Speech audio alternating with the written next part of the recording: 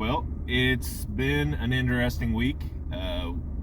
Start off with the bad news. The bad news is the two steers that we've been fattening up to go to butcher here in December, they got out the other day. The red white face Minnie's calf was incredibly easy to get back in, but the Angus steer was a real pain in the rear. But this morning, the good news is he finally put himself in a position where we could get him ran up into the corral, separated out, and he is back on feed. He does look like he's lost a little bit of condition from his week's adventure out with the other cows, but that's the good news. The rest of this is about, we've decided to make a little bit of a change here on the channel. Most of our content previously has just been about our cattle and our sheep, of course, the sheep lady sheep. But we are going to go ahead and include some stuff on my trapline. The trapline is a big part of what we do through the winter, controlling predators, coyotes and bobcats mainly, but also raccoons that get into our feed, all sorts of stuff like that. I trap on our places as well as I trap on some farmers I know who have some issues with animals. So we're going to try this out. If you like it, please like and subscribe. We're going to try to do more of it. If you want to see more details on what I'm actually doing, I'm always open to comments on what you'd like to see. But what we're going to do is we're going to take you on a trap line and let you see kind of a little bit of the behind the scenes of setting traps. And as we go through checking them, we're going to check those traps with you and see what we catch. Hopefully we catch some bobcats and some coyotes, but should be a good adventure. And as I said, if you enjoy this, please leave some comments, like and subscribe, and let us know what you think. Thanks. The cat sets I'm not as worried about scent here as I am maybe at a coyote set. Trap in there nice, solid.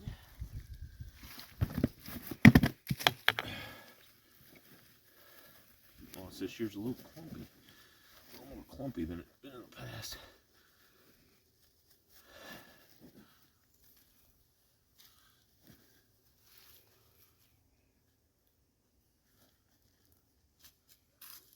Cover up just a little bit of the chain there. I ain't too worried about it. Take the lowest spot over the pan.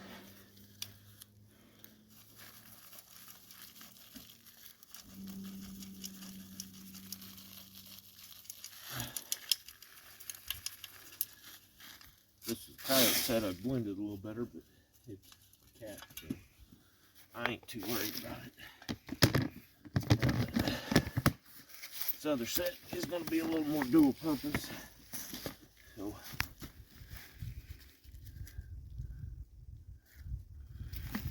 walk him in there.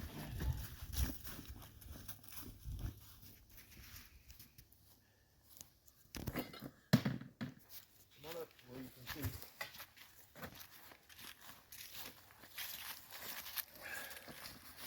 I'm going to set this just off the trail.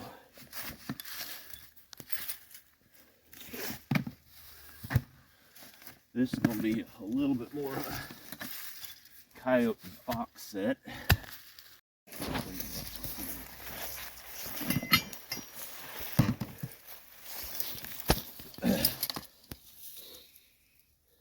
This set has produced more cats in the last 5 years, probably than any other set I have. Set location. Had to bring in a fresh log. That's a new hollow log to this year because the old one that I was using has just gotten destroyed. But this set right here in particular, I don't think I can honestly put a number to the number of cats I've caught at this specific location. It's a lot.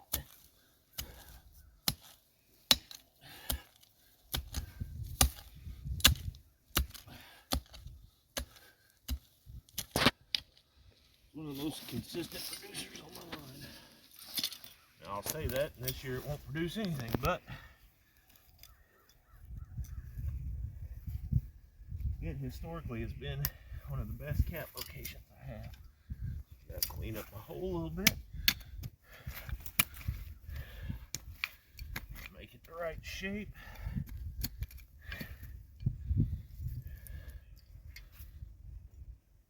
Trap bedded solid. Bury a little bit of the chain.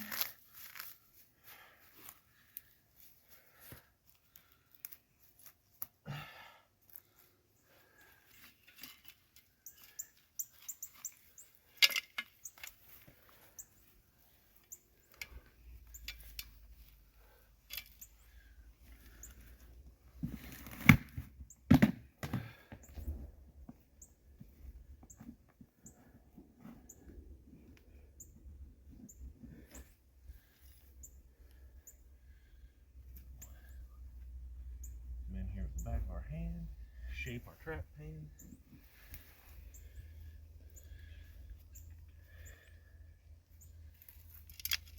Put a little bit of dirt on it.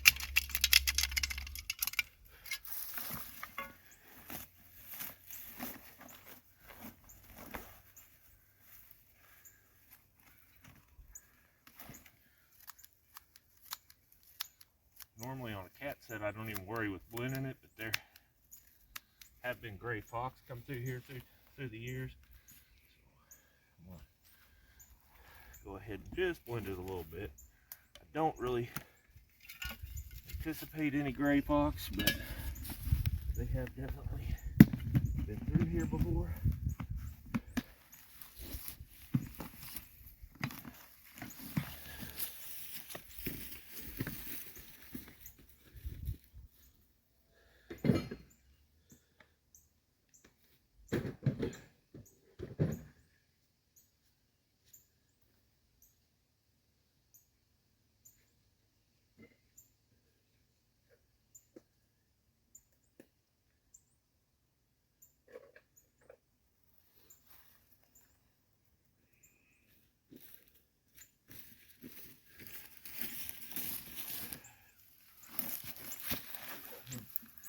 Plug back in a little bit with some of this.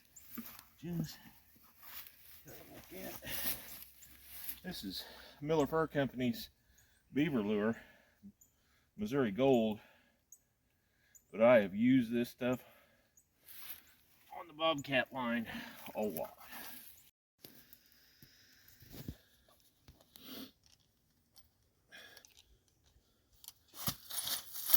So on these small boxes, these are 4x4 boxes, and on the 4-inch PVC pipes and drain pipes, I always like to put them at a little bit of an angle.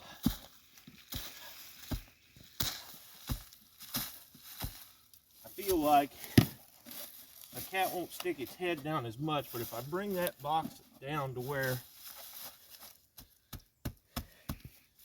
you know, it's about 8 inches off the ground, I feel like the cat just naturally will look in that better. That's how I've always done it on these. Well, that's not true. When I started, I tried just setting them on the ground, and it never worked. I'd catch skunks or I'd catch possums occasionally, but I never caught cats in them. I just never caught cats in these smaller boxes. And I was always using the like 8-inch and 6-inch pipe, but it takes up a lot of room in the Ranger. And I always felt like if I could get these smaller boxes and these smaller things to work, I'd be space ahead. Because in the bed of that Ranger, space is at a premium. You know, you don't have a ton of space. So I experimented around with these for a few years. These smaller boxes. Finally, I got the idea to kind of angle them up a little bit. And once I did that, it was like flipping a switch. Suddenly, I started taking cats in them very regularly. And it was just that subtle change of just kind of angling that trap up.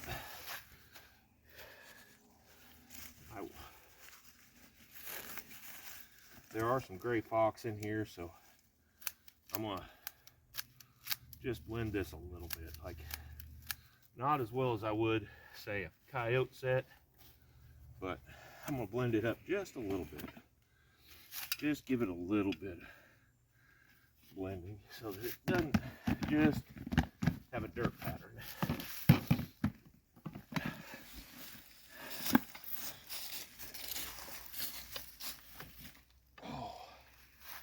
Now, this location is going to be a little bit challenging, but I really feel like it's a place to be. If you'll come over here where you can kind of see what I'm doing.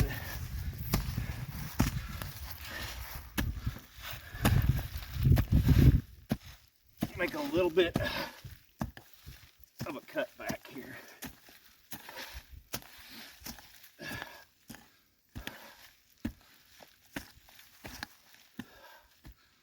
little bit of a cut back. I don't know if you can see it from that away or not. If you need to, come around here more where you can see what I've done here.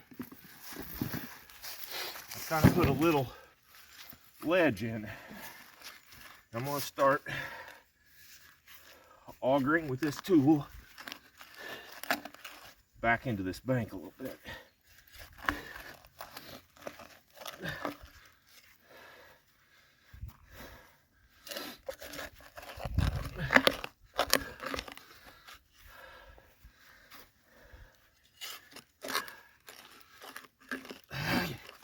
I'm going to waller that hole out a little bit.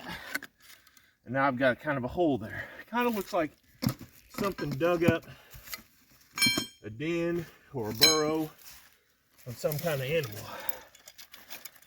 And that's what I'm going for. This is really just a traditional dirt hole set. Is really kind of all this is.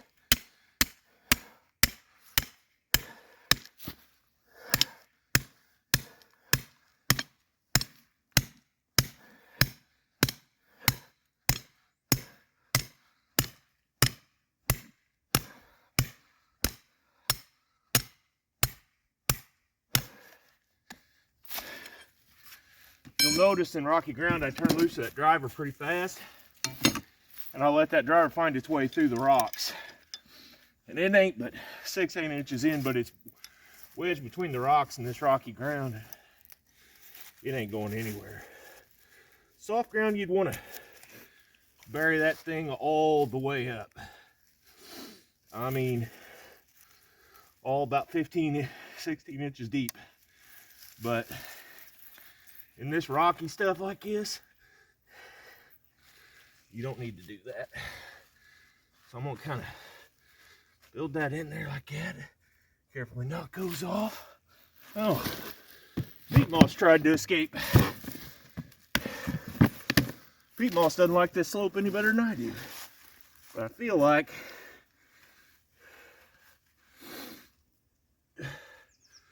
this is where I want to be. And again, I'm working to where the lowest spot in that pattern is that trap, the pan on that trap.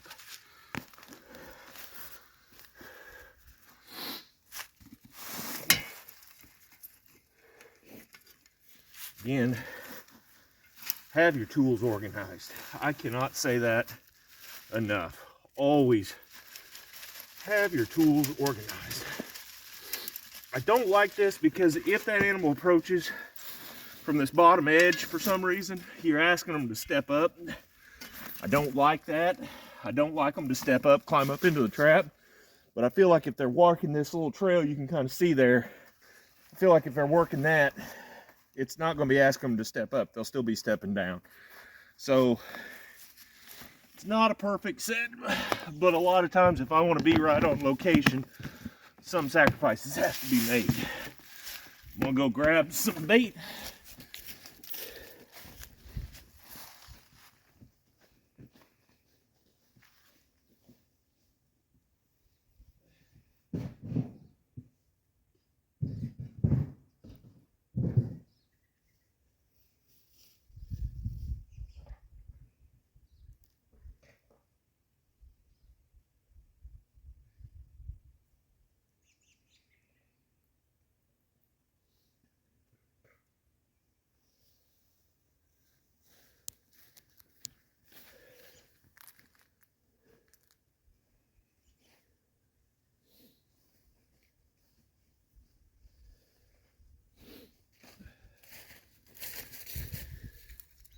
This is a prime example of me just finding something close by.